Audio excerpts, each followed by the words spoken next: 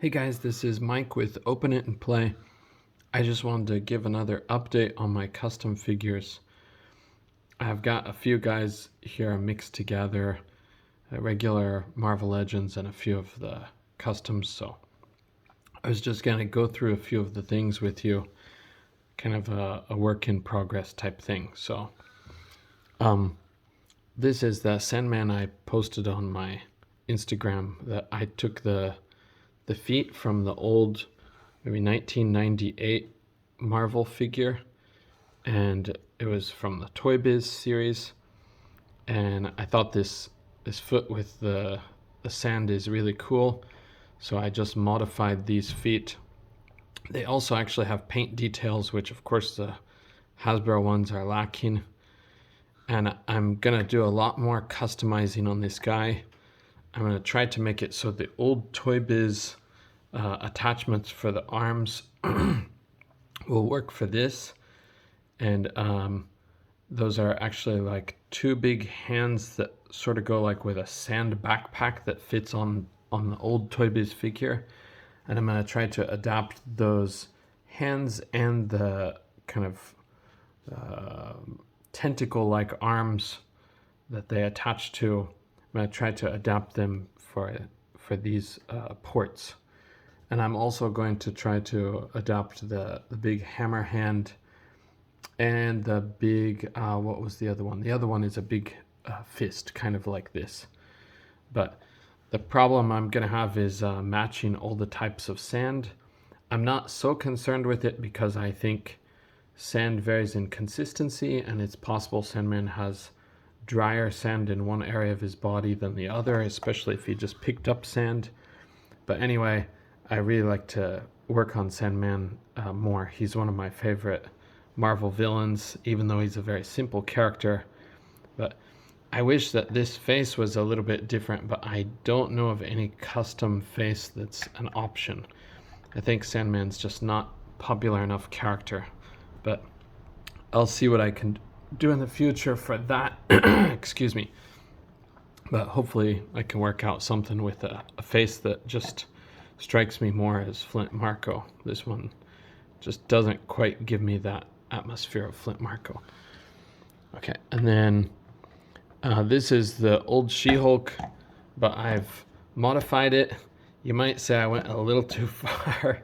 It's my first time to use the soft fabric goods, and I didn't realize that these stitches on the side will make it even stick out more, but I just used green stuff to build onto the chest. I thought the original figure kind of doesn't look like SheHulk because they're trying to be so politically correct, but yeah, I think I went overboard, so I might have to give this a redo. But my custom SheHulk, I have the same problem. That was the one I commissioned from eBay, an eBay seller, but unfortunately I asked him to go just a little bit bigger than what he had done for the sculpt of SheHulk's chest, and oh my god, he went totally overboard, and he painted it before I saw the pictures, so I didn't have him go back to redo it, but I really wish I would have now. But I'm gonna try to get another custom SheHulk in the future, but I don't know when that might happen. But for now, I guess I'm gonna work with this one, try to modify it to either sand it down to be smaller, more appropriate size, or just break off that sculpt and resculpt into the other one. So, but I'm going with green stuff on almost everything. The green stuff is really durable, so I want my custom figures to be durable. But okay, and next we have, of course he's not done yet, but this is Plant Man. You can see I kind of recently sculpted the leaf on his mask. So he's kind of a goofy character, but he is an old school villain that's been around for a long time.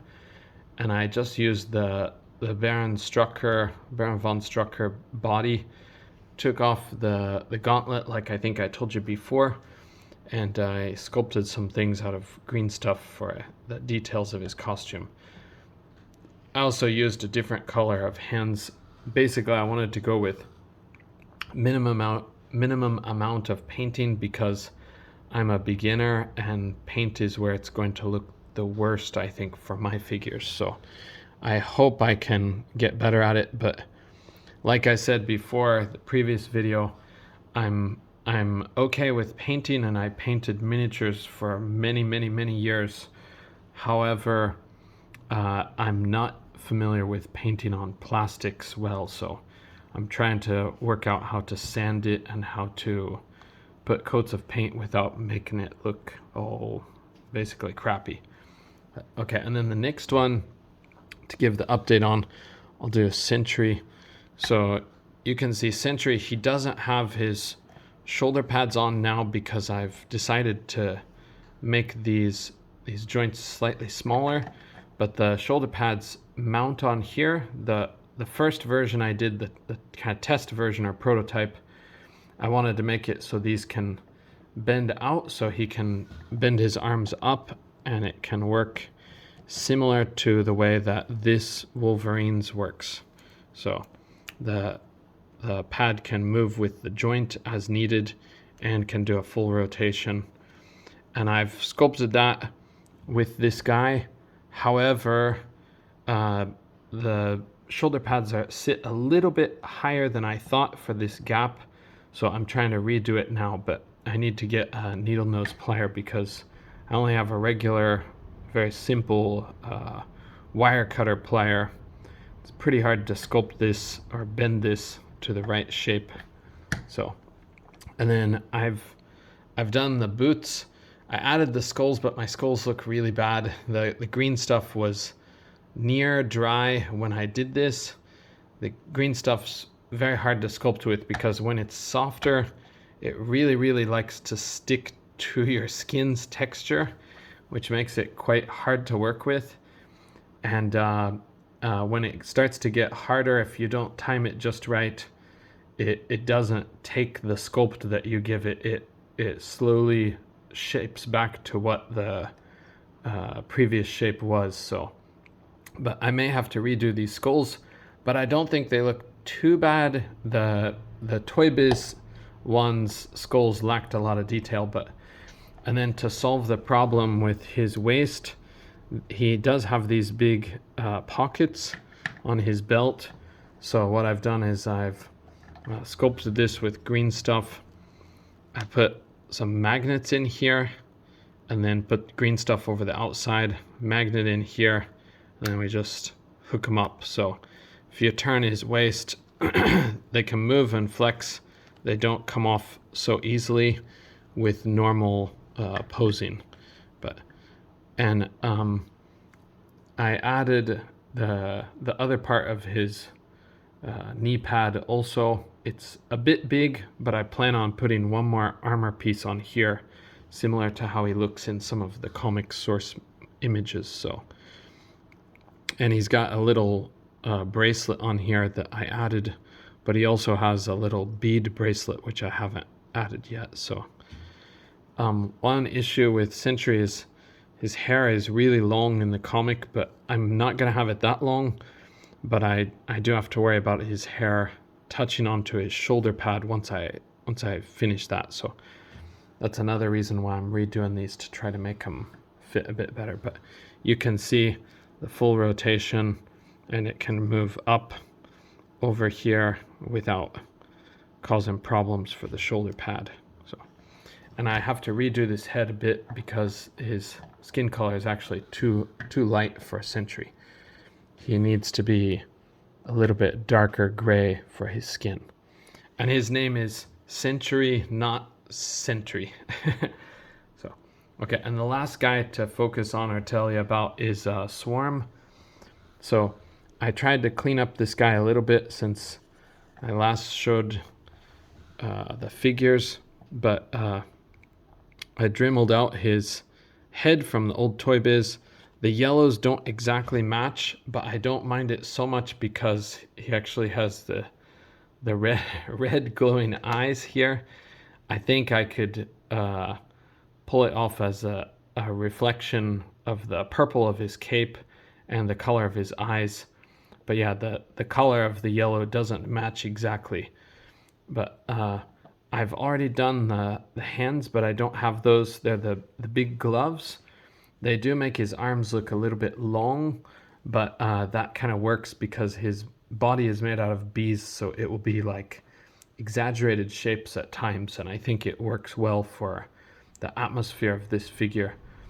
And then down in the crotch region where he has that black paint inside the joint, I was able to clean that up a little bit, so it's not quite so noticeable as before. But the part that I'm torn on is what to do next. So I might use a glue gun, regular glue sticks, to put a layer of beads over him. The beads that I have, I can show you here. We kind of got three colors. We have a lot of these, so I can choose one color and go with that. But you can see the different colors of beads here. So if I go with one of these and I paint a little bit onto the top of them or give them a wash, I think it can look quite a bit like a bee texture.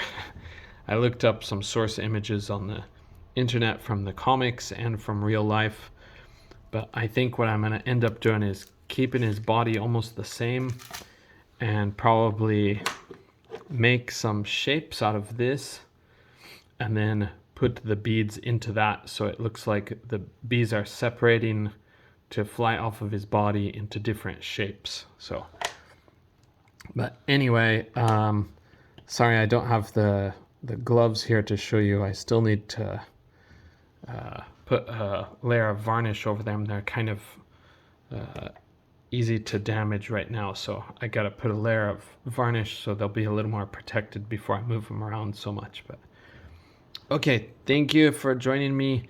I'm sorry it's not an unboxing video or something super exciting like Mafek's release, but I'm looking forward to the Daredevil from Mafek's, but I don't think that will come for a long time, so I'll probably do some different figure reviews in the meantime. Maybe some old stuff, some newer stuff, and I'm planning on opening this figure very soon for a video. This is Cyber Frog, Heather Swan. I think it's Swain. I thought she looked like a really good, like, standard civilian, so I picked up this from Big Bad Toy Store. Hopefully the quality is there. I think it looks good, and it looks like a very kind of average civilian figure, but I don't know about the quality of the joints and everything yet. I think this is a pretty small company, so all caps comics. But okay, thanks again for joining me, and over and out for today's videos. Okay, thanks. Bye.